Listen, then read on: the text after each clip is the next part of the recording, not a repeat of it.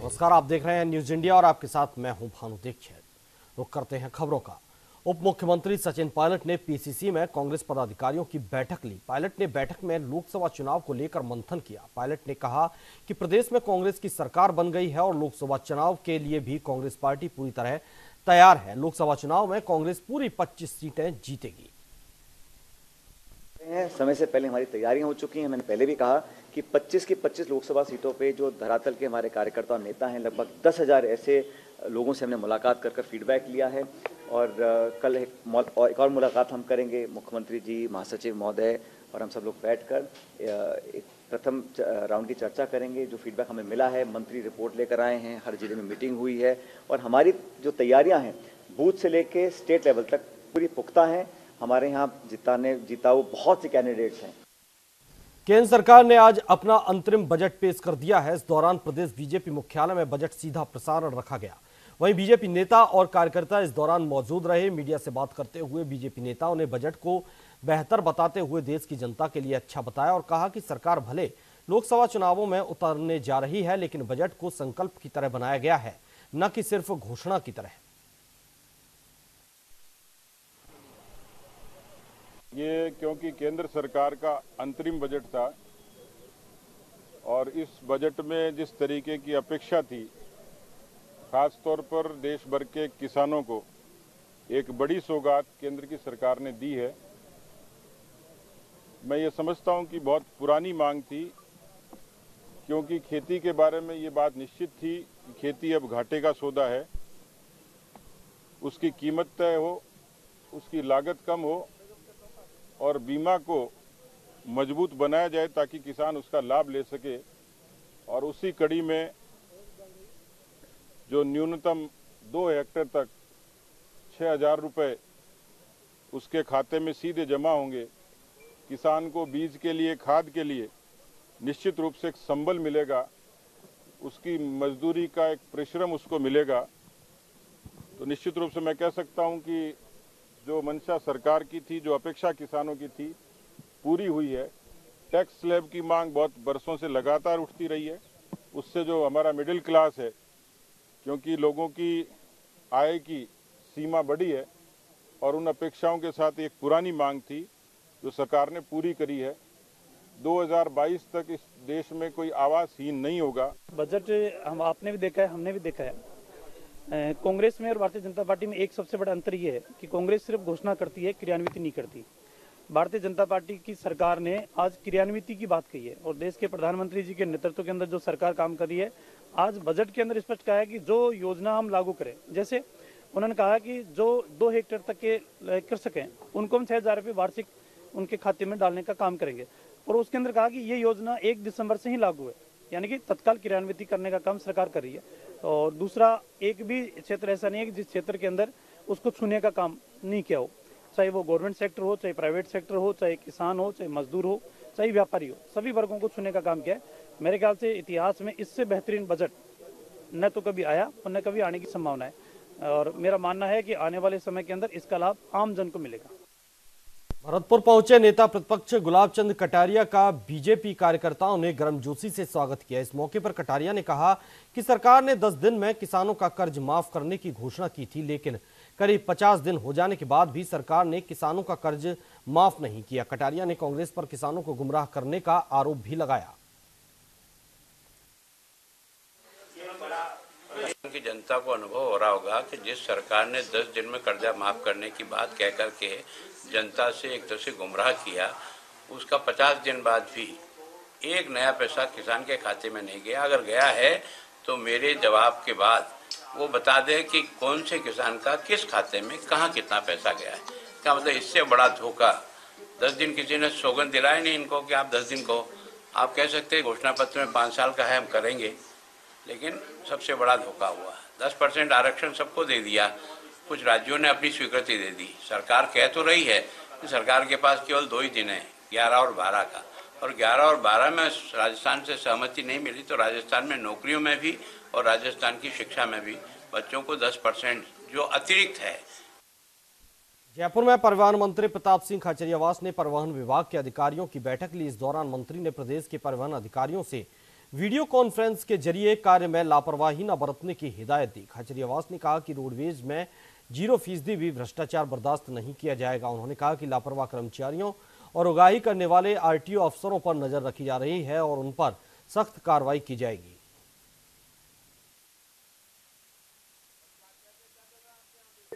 परिवहन विभाग रेवेन्यू का बहुत बड़ा डिपार्टमेंट है। परिवहन के जिम्मे बहुत बड़ी जिम्मेदारी है। इस बार हमारा 5,000 करोड़ का टारगेट है और 5,000 करोड़ तक पहुंचने के लिए, क्योंकि आपको पता है मंदी का दौर चल रहा है, नोटबंदी और जीएसटी के कारण पूरे देश में आर्थिक मंदी आई। नई गाड़ियां बिक नहीं रही, नई गाड़ियों के रजिस्ट्रेशन नहीं हो रहे। जब नई गाड़ियां बिकती है तो परिवहन विभाग को बड़ा रेवेन्यू मिलता है। इसके बावजूद हमारी कोशिश है कि हम 5,000 करोड़ का जो हमें टारगेट दिया गया उसको अचीव करें। उसी की आज मैंने वीसी की है, वीडियो कॉन्फ्रेंसिंग की है, सब अधिकारियों को मैंने लिया है। राजस्थान के परिवहन मंत्री प्रताप सिंह खाचरियावास ने मोदी सरकार के अंतरिम बजट पर हमला बोला। उन्होंने कहा कि मोदी सरकार की विदाई तय है, ये लुभावन बजट न होकर जनता को लूटने वाला बजट है। खाचरियावास ने कहा कि सरकार आती है तब बजट लाती है, लेकिन ये सरकार जाते जाते बजट लाई है, क्योंकि इनको पता है घोषणाएं तो कर दी, क्योंकि 1 महीने बाद आचार संहिता लग जाएगी और सरकार आएगी नहीं। ये सरकार जाते हुए इस तरह के वादे कर रही है। ये सरकार उसी तरह के वादे कर रही है जैसे वसुंधरा जी की सरकार ने वादे किए थे। अब इस सरकार को चुनाव में आना है। प्रधानमंत्री मोदी जी 1 महीने बाद तो आचार संहिता लग जाएगी। आपने यदि किसानों को 6,000 रुपए देने थे तो आप ये 6,000 रुपए देते चुनाव में आते ही, जब जिस दिन प्रधानमंत्री जी ने शपथ ली थी, तो अब तक किसान को बहुत फायदा होता। आपकी नीयत ठीक नहीं है, आपकी नीति ठीक नहीं है। आप जो भी काम कर रहे हैं, अब 1 महीने बाद आचार संहिता लग जाएगी और ये चुनावी बजट है। चुनावी बजट में की गई घोषणा का जनता को लाभ इसलिए नहीं मिल सकता कि जनता तक पहुंचेगा ही नहीं है। आपके पास 1 महीने बाद तो आचार संहिता लग जाएगी। इसलिए चुनाव में ये चुनावी माहौल बनाने के लिए जिस तरह का बजट इन्होंने दिया, इसे चुनावी बजट है। यदि प्रधानमंत्री मोदी जी की सरकार ईमानदार होती तो ये सब काम शुरुआती दौर में फर्स्ट साल में लागू करती, तब हम ईमानदार मानते। जोधपुर में उच्च शिक्षा राज्य मंत्री भंवर सिंह भाटी ने राजकीय महाविद्यालय प्रथम पुलिया चौपासनी में छात्र संघ कार्यालय का उद्घाटन किया। इस मौके पर भाटी ने छात्र संघ अध्यक्ष सवाई सिंह भाटी को पदभार ग्रहण करवाया। इस दौरान विश्वविद्यालय के कुलपति गुलाब सिंह और विधायक मनीषा पंवार सहित कई लोग मौजूद रहे।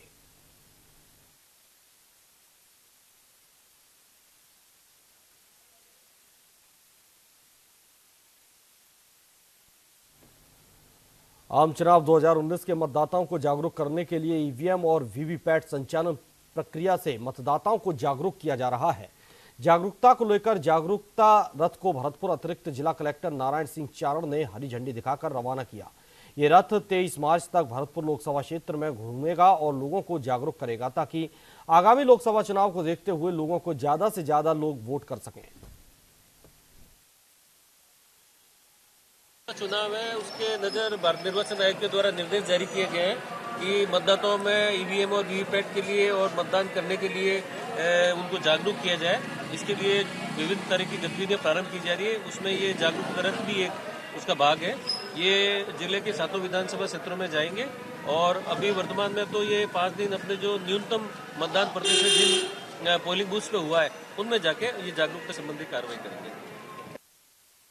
जयपुर में मुख्यमंत्री अशोक गहलोत द्वारा बेरोजगारी भत्ते को शुरू करने की घोषणा के बाद बीजेपी ने सरकार पर निशाना साधा है। बीजेपी नेता सतीश पूनिया ने सरकार को आड़े हाथों लेते हुए कहा कि 47 साल शासन करने के बाद भी कांग्रेस ने देश में बुनियादी विकास नहीं किया। पूनिया ने गहलोत पर निशाना साधते हुए कहा कि ये वही मुख्यमंत्री हैं जो जेल में डालने की धमकी देते हैं और फिर दबाव में आकर घोषणा लागू करते हैं। इस दौरान पूनिया ने कहा कि 8 तारीख को बीजेपी का जेल भरो आंदोलन सरकार की नींद उखाड़ कर रख देगा। कांग्रेस के बयान पर इसलिए भरोसा नहीं कर सकता और उस बयान पर मुझे लगता है कि कोई टिप्पणी करने की आवश्यकता नहीं है, क्योंकि इस तरीके के बयान, इस तरीके के जुमले कांग्रेस ने 47 वर्ष तक शासन करने के बाद भी इस देश में बुनियादी विकास को जैसी जायज गति देनी चाहिए थी नहीं दी, अपेक्षाएं पूरी नहीं करी। आज वो नौजवानों और किसानों की बात करते हैं और इस पार्टी और सरकार पर आक्षेप करते हैं, तो मुझे बेबुनियाद सा लगता है। रामगढ़ विधानसभा चुनाव में हारने के बाद बीजेपी में भले ही हार की समीक्षा का दौर शुरू हो गया है, लेकिन बीजेपी के फायर ब्रांड नेता और पार्टी के उपाध्यक्ष ज्ञानदेव आहूजा का मानना है कि जिन मुद्दों को उठाना चाहिए था उन्हें चुनाव में उठाने में पार्टी नाकाम रही है। ज्ञानदेव आहूजा ने न्यूज इंडिया से खास बातचीत की। फायरब्रांड नेता और पार्टी के उपाध्यक्ष ज्ञानदेव आहूजा हमारे साथ मौजूद है। रामगढ़ सीट से पूर्व विधायक रहे हैं और रामगढ़ सीट आखिर बीजेपी के हाथ से क्यों फिसली, इन बातों पर बातचीत करेंगे। वैसे रामगढ़ की सीट कांग्रेस के खाते में गई है, क्या कुछ कारण रहे, कहाँ कमी रही, प्रचार में कमी रही, या यूँ कहे हम पूरा ध्यान नहीं दे पाए, कहाँ कमी? आप बहुत पॉजिटिव पत्रकार हैं और आपको मैं व्यक्तिगत रूप से भी जानता हूँ, आप भी मुझे जानते हैं। सीट गई है कांग्रेस को तो कोई ना कोई कारण तो होगा ही, और कोई न्यूनता, कोई कमी रह गई हम लोगों की ओर से जो सीट गई है। फिर भी मैं वहाँ की जनता को और हमारे पार्टी के कार्यकर्ताओं को मैं आभारी हूँ कि हमारे 71,000 समथिंग वोट आ गए और हम लोग सीट लूज कर गए, लेकिन वोट हमारे कम नहीं आए। कांग्रेस ने जिस ढंग से सत्ता का दुरुपयोग किया है, बाकी नेता आरोप लगाते हैं, मैं कभी आरोप नहीं लगाता, लेकिन पहली बार बोल रहा हूँ, वहाँ के पुलिस थानेदारों ने, वहाँ के पुलिस अफसरों, थानेदार के अफसरों ने डीलर्स को धमकाया कि तुम्हारी डीलरशिप चली जाएगी, राशन डीलर्स, अगर कांग्रेस को वोट नहीं दिए, नहीं दरवाजा तुम्हारे अलग अलग जहाँ जहाँ के तुम डीलर हो। वहाँ के सरकारी कर्मचारी अधिकारियों को धमकाया गया और कि अगर तुम्हारा ट्रांसफ़र करा दिया जाएगा, साफिया खान ने खुद ने, और फ़ोन की कोई डिटेल ले ली जाए तो उनके फ़ोन में मिलेंगे। और इतना ही नहीं है तो वहाँ पर जो अवैध खनन करते हैं, जिसको विधानसभा में लगातार बोलता रहा हूँ, उन लोगों को अगर तुम्हारे ट्रैक्टर बंद कर दिए जाएंगे, सट्टे वालों का तुम्हारा सट्टा बंद कर दिया जाएगा, सट्टा खेलना बंद कर दोगे, और अगर तुमने कांग्रेस को नहीं जीता तो सट्टे वालों ने जोर लगाया, डीलर्स ने जोर लगाया और जोर लगाया, शक्ति लगाई पूरी की पूरी, और वहाँ पर कर्मचारियों ने और पुलिस के अफसरों ने, कांग्रेस ने धमका धमका के जिस ढंग से वोट लिया है, जिस ढंग से वोट लिया है, वो पूरी शक्ति का अपने सत्ता का दुरुपयोग किया है। मुख्यमंत्री, डिप्टी मुख्यमंत्री सहित जो 14 मंत्री और 40 MLA वहाँ घूमे और सत्ता का दुरुपयोग के साथ में रामगढ़ सीट गई है। रामगढ़ सीट जाने का कारण विशेष ही है। सीधे तौर पर सरकार पर सरकारी मशीनरी के दुरुपयोग का आरोप है। सरकारी मशीनरी का, सरकारी शक्तियों का, और इतना हल्का माननीय CM साहब के खिलाफ, मैं गहलोत साहब के खिलाफ व्यक्तिगत कभी नहीं बोलता। पहली बार कह रहा हूँ कि 8 तारीख को जेल भरोगे तो जेल से छूट नहीं पाओगे। ये कोई लोकतांत्रिक शब्द है? लोकतांत्रिक व्यवस्था है, लोकतांत्रिक बोल है। जिस ढंग से उन्होंने धमकी दी, तो मेरे जैसा आदमी तो जेल में जो कई बार गया, कितनी बार गया, इस बात की क्या परवाह है कि हम लोग जेल भरेंगे और जेल से नहीं छूटेंगे, नहीं छोड़ेंगे तो जनता हमारी लड़ेगी और लोकसभा के चुनाव हम जीतेंगे। लोकसभा चुनाव ज्ञानदेव जी, जो सीट ज्ञानदेव आहूजा निकाल सकते थे, वो सीट बीजेपी के हाथ से निकलना, आपको लगता नहीं बहुत कुछ होया है? इस बारे में मैं कुछ नहीं कहूँगा, क्योंकि मैं खुद व्यक्तिगत रूप से इसमें मेरा नाम आपने लिया है। हाँ, ये ठीक है कि मेरा डैशिंग नेचर है, ये ठीक है मेरा अग्रेसिव नेचर है, और बहुत फायर ब्रांड मुझे कहते हैं हिंदू नेता, और हिंदुत्व के नाम पर, गौरक्षा के नाम पर, राष्ट्र रक्षा के नाम पर मैं वहाँ संघर्ष करता हूँ। वहाँ सीधा झगड़ा H और M का है। मैं यहाँ कह रहा हूँ आचार संहिता का उल्लंघन नहीं कर सकता, इसलिए वहाँ हिंदुत्व के नाम पे वोट नहीं मांगेंगे, लेकिन मैं गौरक्षा के नाम पर और भारतीय संस्कृति सभ्यता के नाम पे मैंने कहा। वर्तमान जो कैंडिडेट था बहुत सीधा सरल है, अच्छा आदमी है, उसका चरित्र ठीक है, और से सरल होने के कारण से और थोड़ा सा इस समझ में वहाँ नुकसान हुआ होगा, लेकिन इतना निश्चित है कि फिर भी 71,000 वोट आए तो उस कैंडिडेट को, सुखवंत सिंह को, पार्टी कार्यकर्ताओं को और मैं वहाँ की जनता को धन्यवाद देता हूँ, आभारी हूँ। ये तो हमारे साथ ज्ञानदेव आहूजा साफ तौर पर कहना है कि रामगढ़ चुनाव को लेकर के 71,000 वोट का हालांकि दावा कर रहे हैं, लेकिन साफ तौर पर गहलोत सरकार पर भी आरोप लगाया कि सरकारी मशीनरी का जमकर दुरुपयोग किया गया है। तो यही कारण रहा कि रामगढ़ की सीट कांग्रेस के खाते में हुई है। कैमरामैन दिनेश पारिक के साथ राकेश कुमार, न्यूज इंडिया। विधानसभा चुनाव के बाद हाल ही में प्रदेश बीजेपी में संगठनात्मक परिवर्तन करते हुए 13 जिलों के जिला अध्यक्षों को बदला गया था, जिनमें जयपुर शहर और जयपुर देहात के बिल नए जिला अध्यक्ष बनाए गए। जयपुर शहर की जिम्मेदारी पूर्व विधायक मोहन लाल गुप्ता को सौंपी गई और देहात की जिम्मेदारी रामलाल शर्मा को सौंपी गई। इसके तहत चौमू के विधायक और देहात जिला अध्यक्ष अपने समर्थकों के साथ बीजेपी कार्यालय पहुंचे और पदभार ग्रहण किया। इस दौरान बीजेपी के वरिष्ठ नेताओं कार सिंह लाखावत और सतीश पूनिया समेत कई कार्यकर्ता और रामलाल शर्मा के समर्थक मौजूद रहे।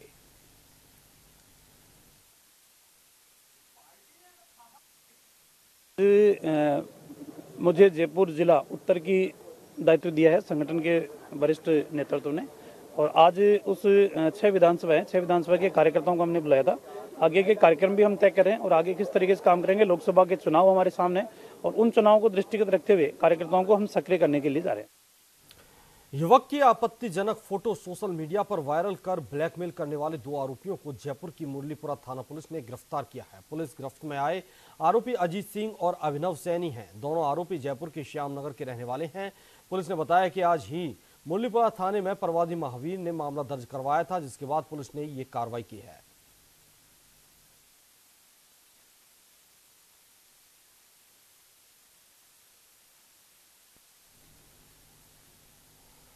जयपुर में रोडवेज की बसों में अब महिलाओं की सुरक्षा का विशेष ध्यान रखा जाएगा। आपको बता दें कि राजस्थान रोडवेज में कई महिला परिचालक भी हैं जिनकी सुरक्षा और परिचालकों से अभद्रता की घटनाओं को रोकने के लिए रोडवेज बसों में सीसीटीवी कैमरे लगाए जाएंगे। परिवहन मंत्री प्रताप सिंह खाचरियावास ने बताया कि पूर्ववर्ती बीजेपी सरकार ने रोडवेज को बर्बाद किया है। हमारी सरकार रोडवेज बसों में सीसीटीवी कैमरा लगाकर महिला परिचालकों और यात्रियों की सुरक्षा निश्चित करेगी।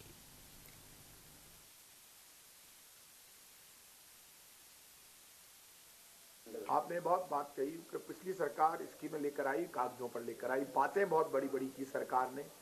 जो सरकार 3,169 करोड़ रुपए शायद रोडवेज 5 साल में घाटे पर गई, तो वसुंधरा जी की सरकार और उनके पुराने मंत्री ये बता दे कि 3,169 करोड़ रुपए आपने रोडवेज को घाटा दिया। आप टायर खा गए, रिम खा गए, लोहा खा गए, आपने कुछ छोड़ा वहां पे? आपका बस नहीं चला। नहीं तो ये पुरानी बीजेपी की सरकार सारे रोडवेज डिपार्टमेंट को बेच के चली जाती। हमने जो प्रॉमिस किए हैं कर्मचारियों के साथ, वो प्रॉमिस पूरे करेंगे। हमने जो प्रॉमिस किए राजस्थान की जनता के साथ रोडवेज को मजबूत करने के, वो भी पूरे करेंगे। आप क्या समझते हो हम प्रॉमिस से पिछड़ जाएंगे? हम चुनौती लेकर काम करने वाले लोग हैं। आपको रोडवेज में चेंज नजर आएगा। ये मिस्टर राजेश सिंह खड़े हैं जो मेरे साथ काम कर रहे हैं, आरएस अधिकारी। मैं इनसे, ये हम लोगों ने पूरी प्लानिंग की है, काफी अलग कंट्रीज से भी हमारी बात हुई है और टाई अप करने वाले। जब वो टाई अप पूरा हो जाएगा तो बिना 1 रुपया लगाए हम कोशिश कर रहे हैं कि हमें बसें मिल जाएं।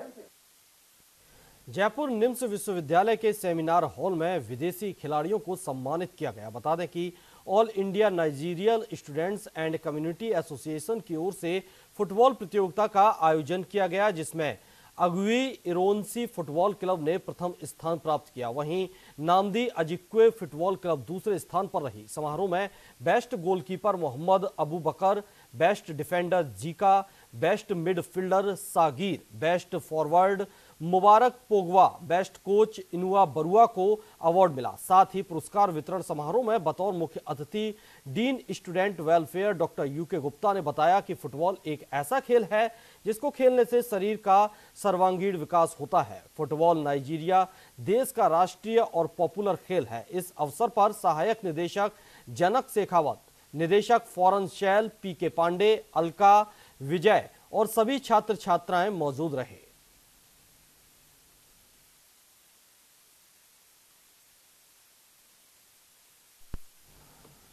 भीलवाड़ा में महिला सुरक्षा को लेकर पुलिस ने नवाचार की शुरुआत कर दी है। नवाचार की पहल करते हुए पुलिस अधीक्षक योगेश यादव ने 16 सदस्य महिला रक्षा दल का गठन किया, जिसमें कमांडो ट्रेनिंग प्राप्त महिला कांस्टेबल भी शामिल हैं। आधुनिक संसाधन के साथ ही हथियारों और कैमरों से लैस ये टीम 24 घंटे शहर में गश्त करेगी। जानकारी के मुताबिक इस टीम से व्हाट्सएप नंबर के द्वारा भी महिला अपनी समस्या और लोकेशन शेयर कर सकती हैं।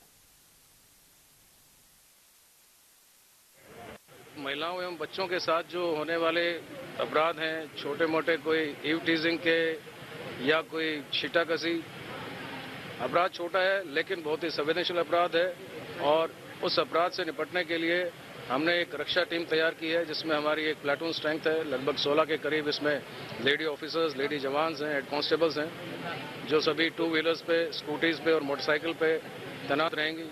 स्कूल्स में, कॉलेजेस में, कोचिंग सेंटर्स हैं, मंदिर हैं, मार्केट्स हैं, जहां भी महिलाओं एवं बच्चों का आवागमन रहता है, उनके साथ होने वाले इस तरह के अपराध से, इस तरह के न्यूसेंस से, पब्लिक न्यूसेंस से निपटने के लिए इनको तैयार किया गया है। इनके भी व्हीकल्स पे सबके लिए बॉडी वॉर्न कैमरा लगे हुए हैं। सबके साथ ये हथियारबंद भी हैं, हथियारों से लैस भी हैं, पेपर स्प्रे भी दिए गए हैं और ये सभी स्कूल्स में, कॉलेजेस वगैरह में बच्चों की काउंसलिंग भी करेंगी, उनकी समझाइश भी करेंगी कि अपराध से किस तरह से बचना है। कोई भी परेशानी है तो बालिकाएं जो हैं वो इनको अपना मित्र समझ के, अपनी बहन समझ के, अपनी मदर समझ के सामने आए और कोई भी परेशानी बेहिचक होके, बेखौफ होके इनके साथ शेयर करें। और निश्चित ही हमारी ये टीम जो है उनको जो है एक इंस्टेंट जो उनको एक जस्टिस मिलना चाहिए, न्याय मिलना चाहिए, एक उनको रिलीफ जो मिलना चाहिए वो दिलाने में जो है बहुत मददगार साबित हुई। श्रीमान एसपी साहब ने एक टीम गठित की है, जिस टीम का नाम है सुरक्षा टीम। इस टीम का मुख्य उद्देश्य ये है कि महिलाओं से संबंधित जितनी भी समस्याएं हो रही हैं उनकी रोकथाम के लिए ये टीम गठित की गई है। और इस टीम में ये सुविधाएं हैं कि इसमें हमारे को स्कूटियां दी गई, 5 स्कूटियां जिसमें 10 लड़कियां हैं और कॉन्टैक्ट व्हाट्सएप नंबर दिए हैं, उनमें कैमरा लगा हुआ है और जो भी लोकेशन हमारे को मिलेगी उस लोकेशन पर हम सूचना मिलते तुरंत उस पर पहुंचेंगे और उस पर कार्रवाई करेंगे। और व्हाट्सएप नंबर है इसके व्हाट्सएप स्कूटियों के 9799 700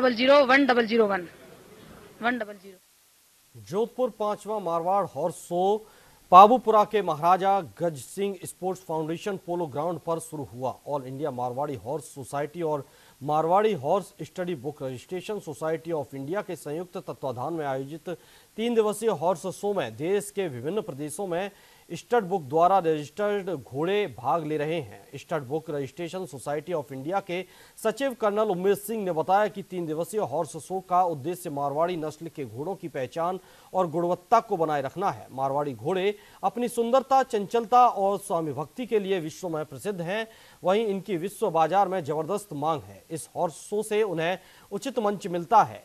आयोजन के मुख्य संरक्षक पूर्व सांसद गज सिंह हैं।